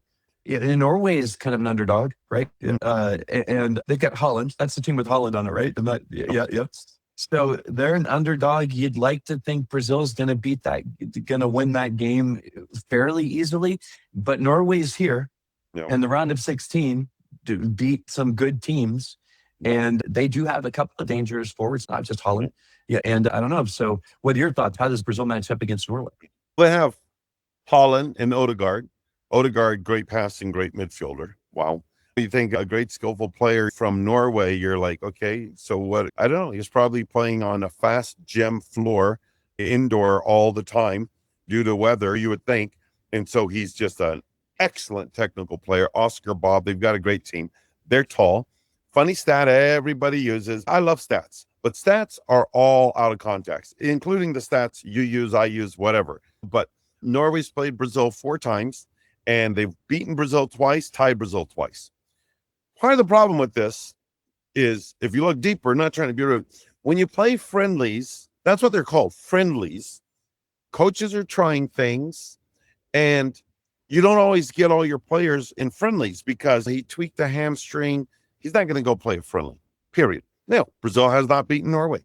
Just let's be clear about that. But 3 of them were friendlies. 1 was a World Cup game. Norway beat Brazil. There's a problem with that. 2 quick problems with that. 1, Junior Baiano never should have been on the team. If you ever look up Junior Baiano, he is a dirty hack. I don't understand how he could have played and started for Brazil. Horrible. It's just a real weird fit. Norwegians deserved everything they got. They beat Brazil 2-1. They had to win to qualify for the next round. They won 2-1.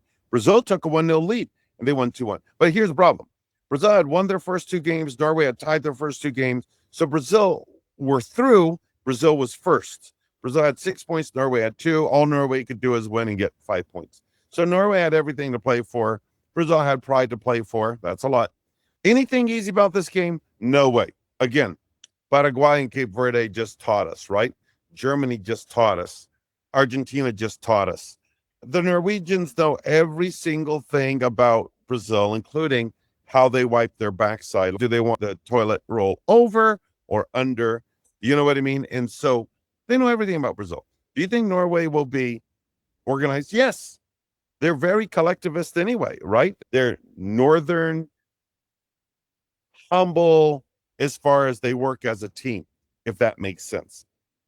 The great world-class soccer that they got to see forever was the English First Division and the English Premiership, which isn't about prima donnas. Now, it is more now, a bit more now. They have some, let's say, but it's not about prima donnas.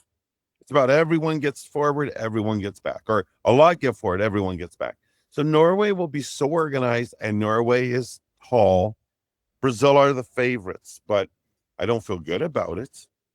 Not at all. There are worse teams to play, but Norway will play Brazil extremely well. I hope Brazil scores first, and I hope Brazil doesn't slow down. That's going to be a hard game. If I had to place a bet, I'd place a bet on Brazil, but man, I am not doing backflips. I am not doing backflips. And of course, they had a blueprint by the Japanese as far as now you want to take a 1-0 lead, but how to delay things and slow things down and what have you. And the last thing is the Norwegians have a ton of guys over 6 feet, over 6'1", over 6'2", and Brazil doesn't. Japan didn't either. Brazil were overall able to out-athleticize Japan for air balls in the box. Overall. I think Norway can out-size Brazil in the box. So that's scary. Anyway, that's my take. If I had to put a bet, I would put a bet on Brazil. But I don't feel good about it. No, it makes sense. That's a scary game for Brazil. Let's go to. It's going to be tough. We already talked about.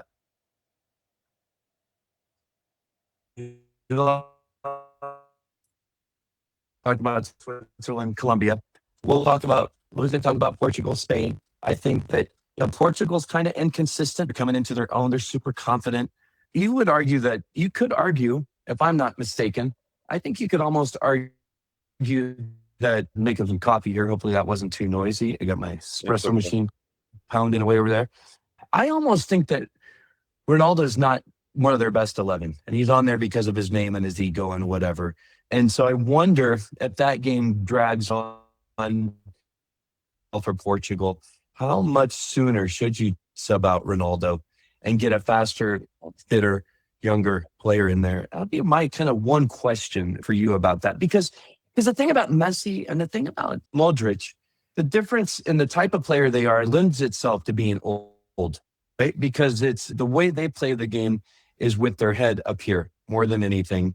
And how smart they are at passing, how smart they are at moving off the ball, all those things. Ronaldo has always relied on his physicality, his quickness, his trickery, and that's harder. It's amazing he's been able to compete at getting older because of the type of player he is. Now, having said that, it's not that he's dumb when it comes to tactical play.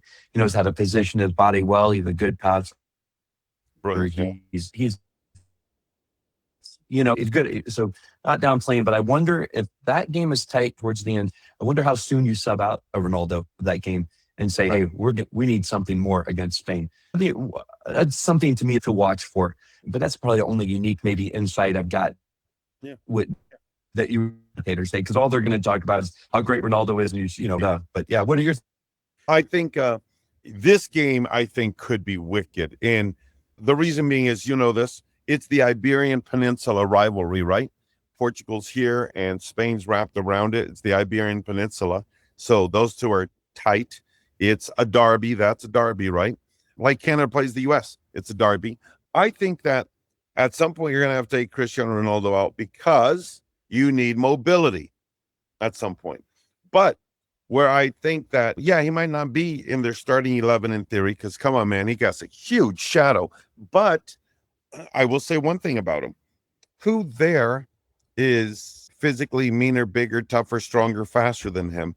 And what I'm saying is you get a couple good crosses in. He can score with his head, yawning today at 41 years old. He can out jump people and score with his head with little effort in that way. Spain plays, again, part of the beauty, let's say, of their game is they play such a collectivist game. They kill you by 100,000 short little passes. It can get boring. It can be useless sometimes. But I think that he's molding what we said before from just passing boringness to he's got a lot more go direct. I think this will be such a brilliant game, has the potential to be such a brilliant game. Where I see the Portuguese have guys like Bernardo Silva and Leão and Chinha and I'm drawing a blank, but whatever. They're left back. They have so many talented, high talent players juggling a ball with your butt cheeks and your nose and what have you. Bulls midfield is world class. The best, the second best at worst, tied for the best. So that's going to be a crazy game. I would say the same thing I say about Brazil and Norway. I would pick Spain, but I would not feel comfortable about it. And let me tell you, there's about 4 Portuguese players that could pull a rabbit out of a hat in a second. And Neves on the right side, great player. And then let's play this for Diogo Jota, the great Diogo Jota, who died last year. Yesterday was the 1-year anniversary in the car crash, right? man, you take all this stuff together. It's emotional, right? When you bring emotion into it, rival neighbor countries, only the two of us on this Iberian Peninsula, it's emotional. And Portugal has the talent to beat them. So Ryan Martinez did make the sub, didn't he? He made the sub with 10 minutes left. It's 1-1. And Cristiano was pouting. Cristiano on his face, it was a Taylor Swift song on his face, all in the span of 20 seconds, all the moping and whatever else. But then guess what? Hey, thank you, coach. Great sub. We won. I get another game. Right? So I think Spain this much edge. But Spain is good. I give them that much edge. Yeah. Yes. No, I appreciate that. It always, your knowledge of all the players, all the teams, all the countries is vastly outweighs mine as far as knowing the players' names, who plays. I'm like, I don't know a single Portugal player. And I don't get to watch a lot of modern stuff either. But I just try to remember. But just the fact that it's a derby, I didn't know that. So this has the potential to be like Mexico, USA intense, like Morocco, Netherlands intense. This could be a bit of a bloodbath. We'll see what happens. And you are right about, what's interesting about Ronaldo early in his career, he was horrible in the air. He was a horrible header. And he made a conscious, is the one thing I respect about him. It reminds me, people know this about George Brett. He was a horrible third baseman for the longest time for the Kansas City Royals. And he worked so hard to become a Golden Glove winner. But he went from being a great batter, a bad third baseman, a barely good enough. The only reason he was third base because they needed him up to that bat, right? But he worked on he decided, I'm going to be a good third baseman. I don't want to be a one-dimensional player.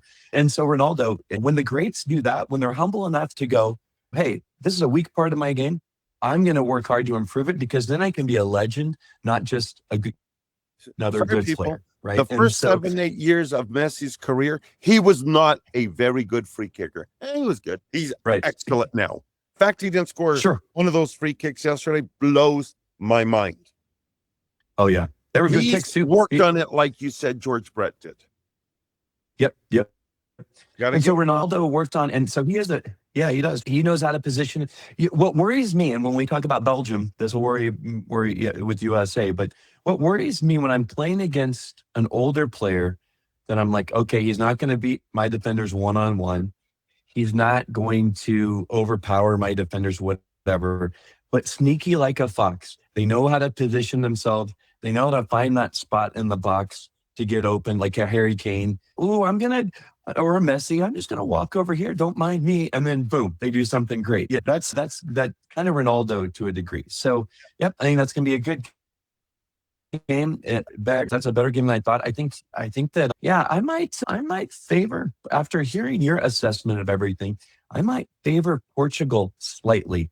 Yeah, because they're not going to have it. They're not going to have it from Spain, just possessing the ball and dicking around with it for 90 minutes. They're going to go get them, and they're going to disrupt things, I think, and create some opportunities. I think there's a real chance for that. Agreed. I don't know. Yeah. Agreed. I might pick Portugal, and you pick Spain on that one. Interesting. USA, Belgium, I have to say, I know nothing about Belgium. No, wait, were you going to say something else about Portugal? Spain? No. Okay. Nope. So USA, Belgium. I think this is our last game. We talked about Argentina, Egypt. It should be Argentina, but who knows? Based on that last game, maybe Argentina has a reality. That was good for them to lose that game because now they have a tight game there because now they're going into Egypt, not taking it for granted. Talked about Switzerland, Colombia. The game can go either way. Both teams are playing very well right now. USA, Belgium.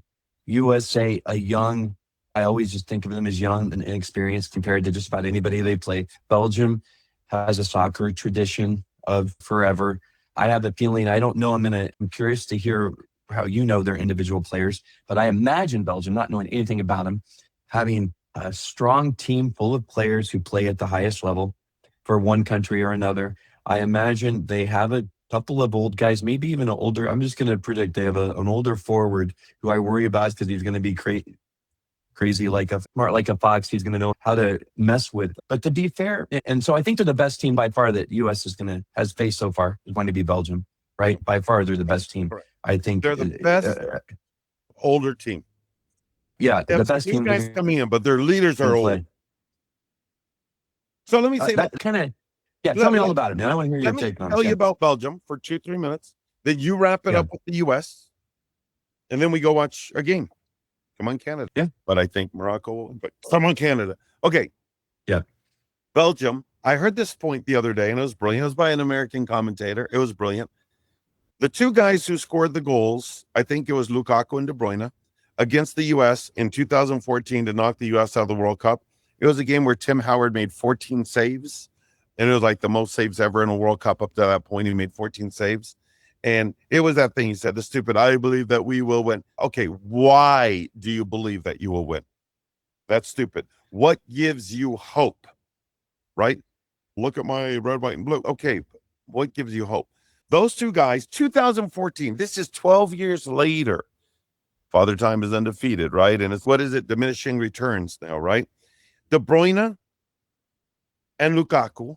Lukaku's that number 9, big, powerful forward who's smart, powerful. But he's their big, powerful forward. This is 12 years later. Let's say they were 22 then, right? They're 34 now. In fact, I think De Bruyne's 35, I think. And when you play a power number 9 position, we're talking about Cristiano Ronaldo, you're 34, you're 35, that's being 40. And of course, Cristiano Ronaldo's not normal. And Messi doesn't play that role. Messi walks, and he lets your intensity make him open. He's going to walk. You're going to do this Marine, come on, soldier, running around, and Messi's going to stand there. And you forget about Messi because he's a bump on a log, right? Lukaku plays power, right? And if it's hot and humid, and the U.S. has this young, rebellious, energetic group, so I would say that this is the absolute perfect time where the U.S. beats Belgium, because Belgium's getting older. Now, I do think Jeremy Doku's out of this world. He can draw a penalty kick for Belgium. He could drive the U.S. nuts.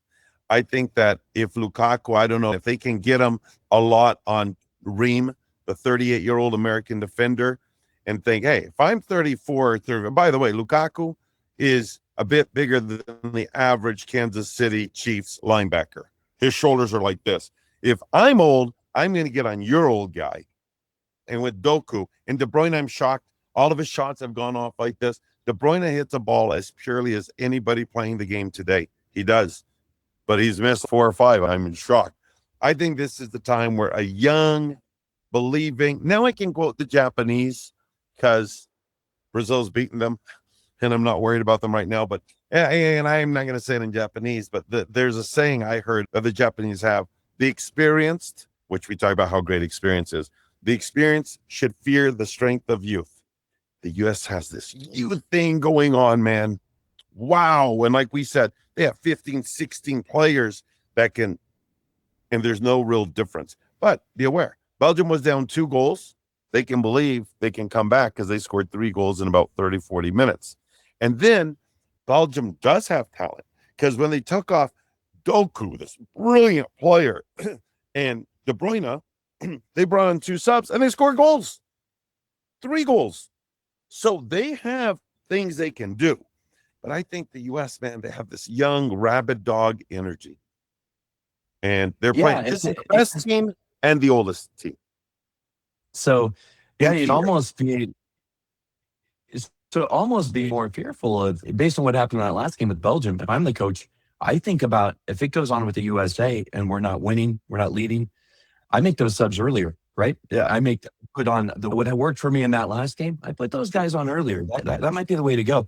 Somebody said about Messi, I want to go back to real quick. In college, when we played a top team my freshman year, the coach would put me on the other team's best player, and I would shadow him the whole game because I was a pretty good defender. It was hard to dribble around me because I was good at reading and anticipating and channeling and all that kind of stuff.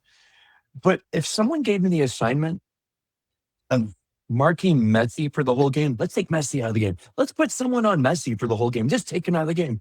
Oh my God, the guy would fall asleep because he'd be walking for 80 minutes. You can't shadow Messi the whole time. You'd be bored out of your freaking mind. And you'd have to go help other situations because I can't walk for 90 minutes. 60, 70 minutes. That's what the brilliance of Messi. He's saving all his energy and he's ready to go when it's time to go. This is nothing special. And I'm just giving a microcosm, a little example. My gosh, I'm not saying this, okay? But when I could tell somebody was defending me, when the game was like pretty hectic and somebody was marking me, I wouldn't always, but I would do it up to 2 times in a game. You can't do it more than that, let's say.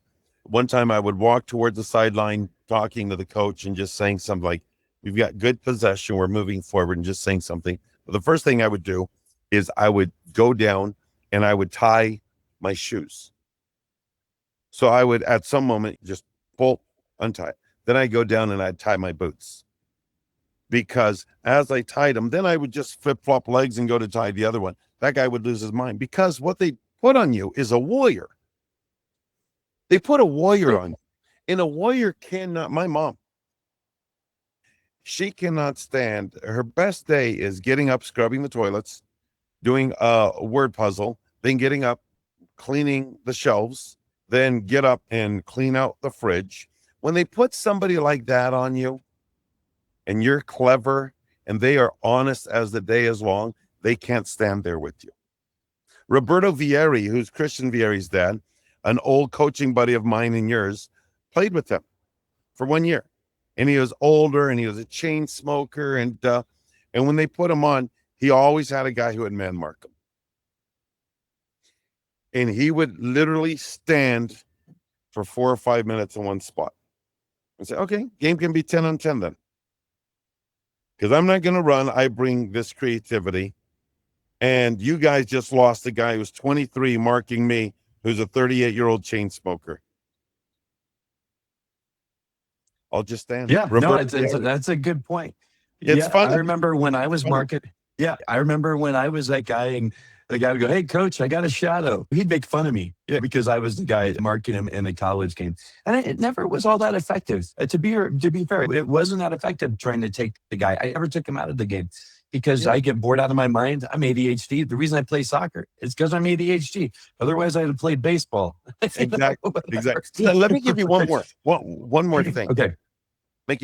Now they're going to suck you in by being brilliant, right? And if you notice, Messi comes in late when it's like the perfect time to get there. That's when the defenders read and they get there. That's when the run has to be timed, right? Timed run. When you timed run, what do you have? Defender timing, +1 in your own 18, you're hoping at that moment. Messi's making a late timed run. Messi could have scored 3 goals yesterday, maybe 4. Keeper made a point blank save, and they blocked a one-touch Messi had to win it pretty late. They blocked it on the ribs or whatever. And oh my gosh, Messi didn't bury that. And he wasn't brilliant for Messi. Sure. All right. Let's move on. So my last thing about USA is they've deprived me every game. Their consistency.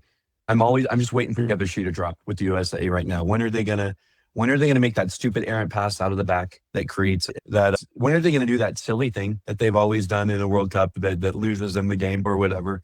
That mistake they make. They can't finish like they should have finished the easy one. I'm waiting on that, and it just hasn't happened. The US has been playing just as well as any team. I was telling my buddy yesterday, I said, if I didn't know the history of any of these national teams, I just came in and wanted to, and I give my opinion like an alien. Who's the top? Here's the top, the best. The team's playing the best soccer right now at the World Cup.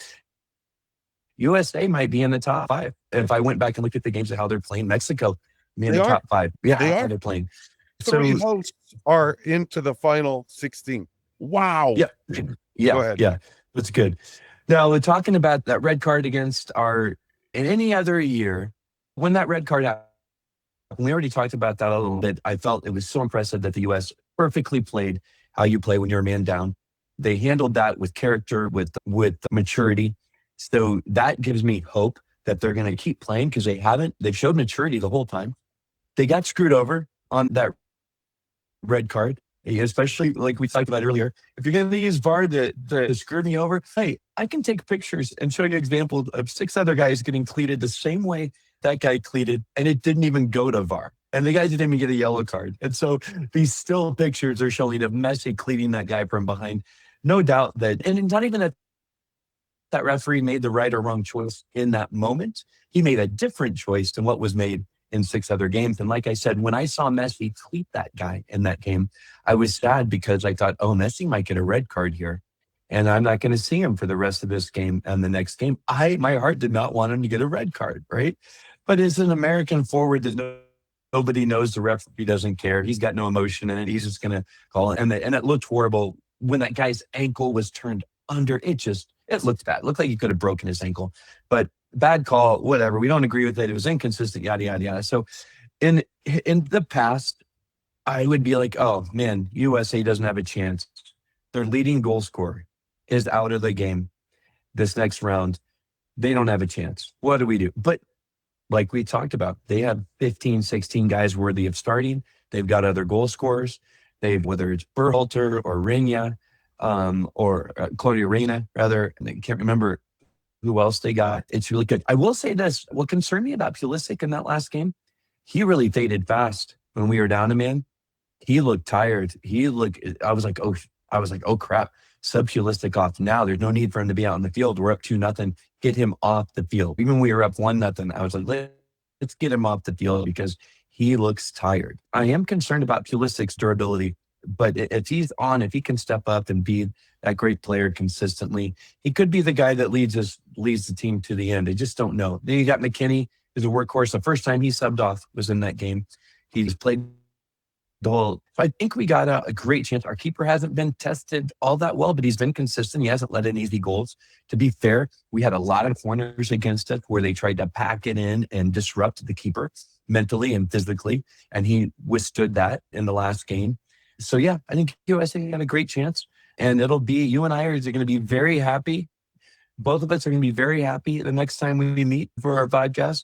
We're both going to be very sad and not even wanting to do the show, or one of us is going to be consoling the other. It's going to be one of Yeah, exactly. Here's the truth. one of If it goes bad, I'm going to have to talk to you. I'm going to need it though. If that goes, Dan, I need some good words. If it goes. Yep. And I look at it and I go, I have family that's Mexican. I have a friend that's Canadian. I have a friend that's Brazilian. I always look at, if the U.S. is out, who's the next team I'm going to look for that I'm going to root for because of some connection? I'm going to be happy for them. For me, I'll be happy for them. So if the U.S. is out, Brazil will be my team. If Brazil and the U.S. are out, I'll be looking at Canada and Mexico, because they're CONCACAF and because I have a connection with those teams. But so I will be looking for someone to root for. And I say that not trying to jinx anybody or anything, but it's going to be an exciting World Cup, but hopefully we have them. So, all right, brother, got to go. Oh, man. So Zico got cut out. That's totally fine. We're finished. We will see you guys on the next one. We're going to be excited to watch this round of 16 over the next couple of days. See you soon. Thanks for tuning in.